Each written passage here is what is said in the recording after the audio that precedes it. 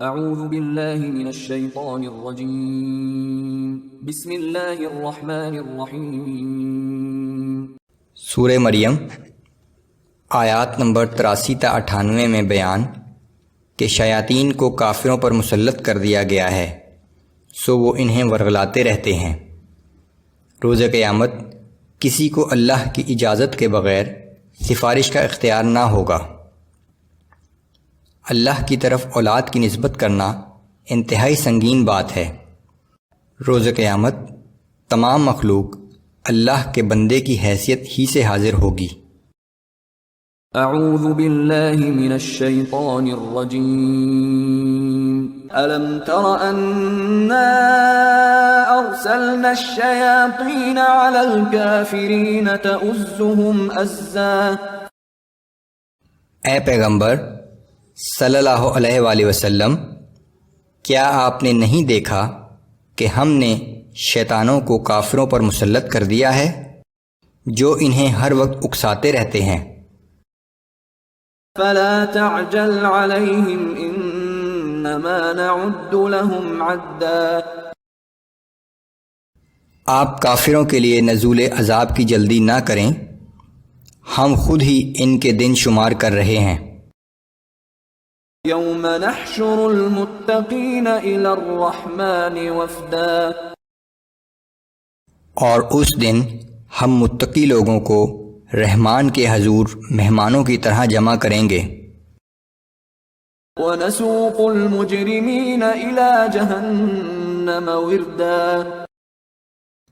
اور مجرموں کو سخت پیاس کی حالت میں جہنم کی طرف ہانک کر لے جائیں گے۔ لا يملكون الشفاعة إلا من اتخذ عند الرحمن عهدا۔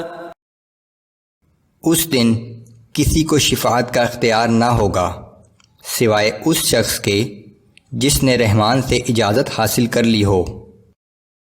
وقالوا اتخذ الرحمن ولدا لقد جئتم شيئا إدا۔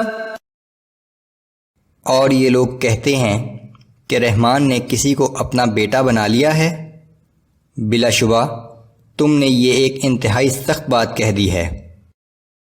تكاد السماوات يتفطرن منه وتنشق الأرض وتخر الجبال هدا أن دعوا للرحمن ولدا۔ قریب ہے کہ آسمان پھٹ پڑیں اور زمین شک ہو کر ٹکڑے ٹکڑے ہو جائے اور پہاڑ ریزہ ریزہ ہو کر گر پڑیں، اس بات پر کہ لوگوں نے رحمان کے لیے اولاد ہونے کا دعویٰ کیا۔ وما ينبغي للرحمن ان يتخذ ولدا۔ حالانکہ رحمان کی یہ شان نہیں کہ وہ کسی کو اپنی اولاد بنائے۔ ان كل من في السماوات والارض الا آتي الرحمن عبدا۔ آسمانوں اور زمین کے اندر جو مخلوقات بھی ہیں قیامت کے دن رحمان کے حضور محض اس کے بندے کی حیثیت سے حاضر ہوں گے۔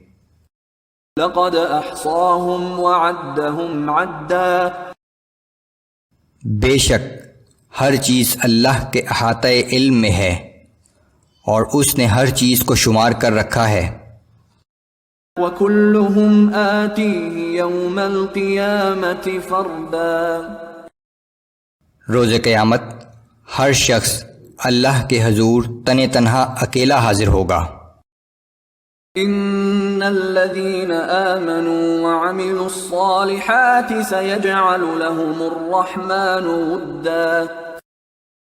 یقیناً جو لوگ ایمان لے آئے ہیں اور عمل صالح کر رہے ہیں، ان قریب رحمان ان کے لیے دلوں میں محبت پیدا فرما دے گا۔